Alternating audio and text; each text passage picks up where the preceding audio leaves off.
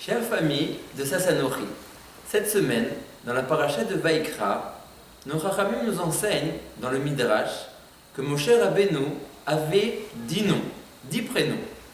Il s'appelait Yered, celui qui a fait descendre, parce qu'il a fait descendre la Torah pour le Ham Israël. Il s'appelait également Rever, cela signifie celui qui rassemble, parce qu'il a rassemblé les Bnei Israël vers leur Créateur. Il s'appelait Avigdor, parce qu'il était le père de tous les décisionnaires. Il s'appelait également Avisocho, parce qu'il était le père de tous les prophètes, qui sont Sochim, qui voient par leur prophétie. Et ainsi, le Midrash détaille les 10 prénoms de Moshe Rabbeinu. Le Midrash nous dit qu'Akadosh Baruch Hu a dit à Moshe, bien que tu aies 10 prénoms, En ani koreotra et la Moshe. Moi, je ne t'appellerai que Moshe. Et d'ailleurs, c'est ce nom qui est retenu tout au long des parachutes de la Torah. On mentionne toujours Moshe Rabbeinu en tant que Moshe, et on n'utilise pas ces 9 autres prénoms. La question est de comprendre pourquoi spécialement la Torah et Akadosh Baruch Hu ont-ils décidé d'appeler Moshe Moshe et pas par un de ses autres prénoms. Nos Chachamim nous enseignent et nous disent que le prénom d'une personne est en réalité toute la personnalité de cette personne, toute la quintessence de la personne, toute l'identité de la personne se trouve dans son prénom. La question est donc renforcée. Les 10 prénoms que le Midrash nous rapporte au sujet de Moshe décrivent et expliquent la personnalité et l'identité de Moshe. Rever, parce qu'il a rassemblé les Bnei Israël vers leur créateur. Avisocho, parce qu'il était le père des prophètes. Avigdor, parce qu'il était le père des décisionnaires. Cela représente effectivement l'identité de Moshe. En revanche, le prénom Moshe ne révèle en rien l'identité de Moshe. Il relate simplement un fait historique, que la fille du Paro, la fille du pharaon, Bithia, quand elle est descendue un certain matin pour se baigner dans le Nil, elle a vu le berceau du jeune enfant Moshe que sa mère avait mis sur le Nil. Et elle l'a récupéré. D'où le nom de Moshe, qui mina mayim meshitihu. Je l'ai tiré de l'eau. C'est simplement le nom Moshe, un fait historique, que la fille du Paro a retiré le berceau de Moshe Rabbeinu du Nil. Mais ce nom n'explique pas l'identité de Moshe. Donc la question est renforcée. Pourquoi est-ce que la Torah, pourquoi est-ce que Akadosh Baruch Hu ont-ils décidé d'appeler Moshe Moshe et pas par un de ces 10 autres prénoms qui relatent et qui révèlent beaucoup plus l'identité et la personnalité de Moshe Rabbeinu? Nos Chachamim nous expliquent et nous disent qu'en réalité, c'est vrai que le prénom de Moshe relate simplement un fait historique, que la fille de Pharaon Bithia a tiré le berceau de Moshe Rabbeinu du fleuve. Mais nos Chachamim voient dans cet acte un fait héroïque, parce qu'effectivement, comme nous le savons tous, le Pharaon avait ordonné que tout nouveau-né mâle chez les Bnei Israël devait être jeté au Nil et être perdu là-bas. Quand la fille de Pharaon, Bithia, a pris ce berceau, en réalité, elle a fait preuve d'un acte de dévouement, de dévotion totale. Elle y risquait sa vie.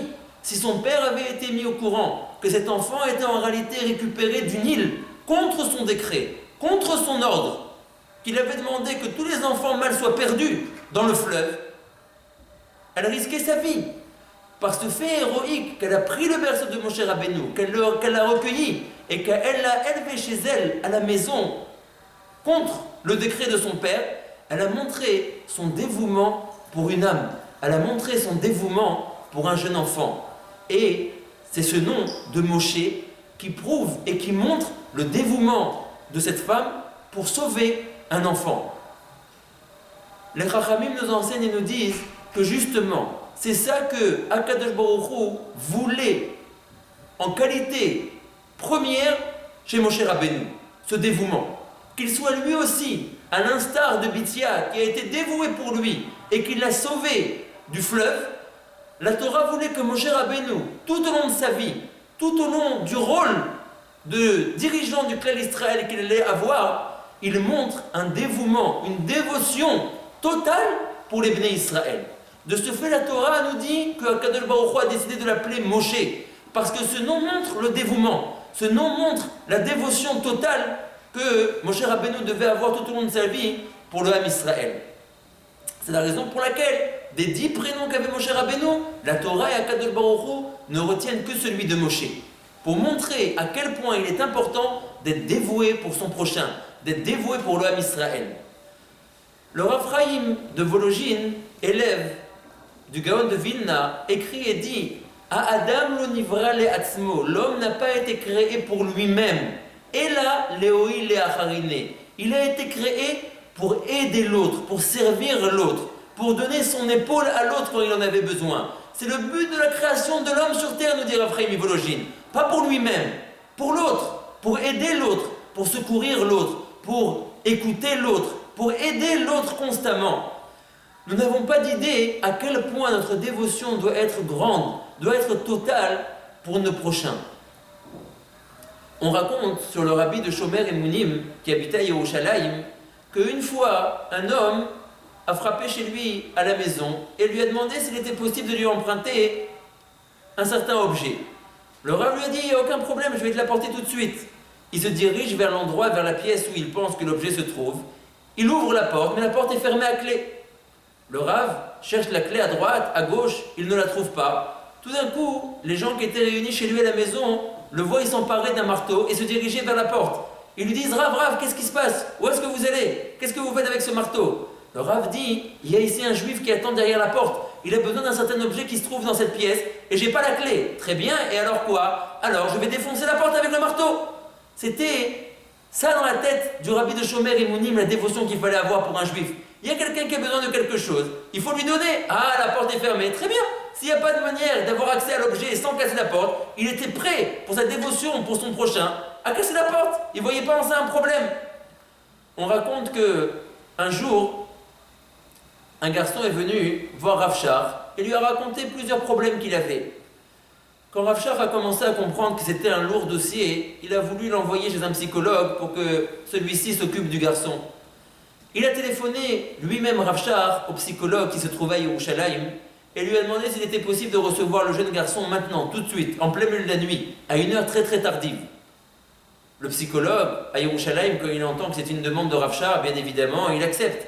Et il dit que le Rav mette le jeune garçon dans un taxi et bien sûr je vais l'attendre et le recevoir tout de suite chez moi à la maison. C'est ce qui s'est effectivement passé.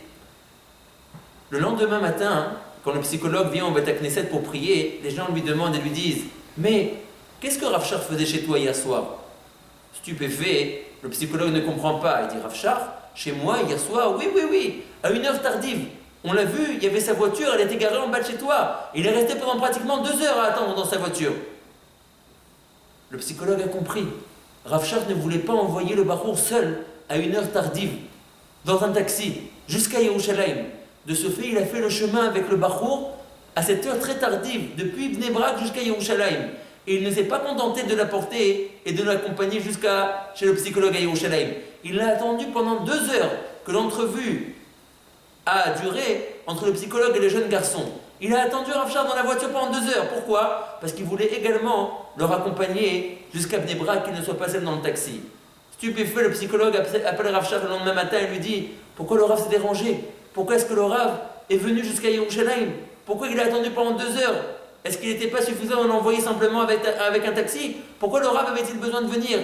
Rav Shach de lui répondre et de lui dire « Mon cher ami, et si c'était ton propre fils qui avait besoin d'un psychologue, tu l'aurais laissé toi, seul, dans un taxi à une heure pareille, sans l'accompagner, sans lui donner un soutien, un appui moral et même physique à l'aller et au retour? Bien évidemment que non.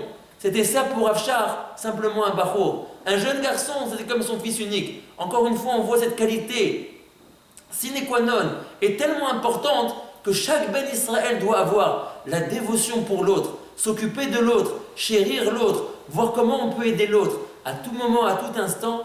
Et alors, de ce fait, nous rentrerons dans les pas de Moshe Rabbeinu et nous serons ses dignes descendants. Kol Tuv et Shabbat Shalom.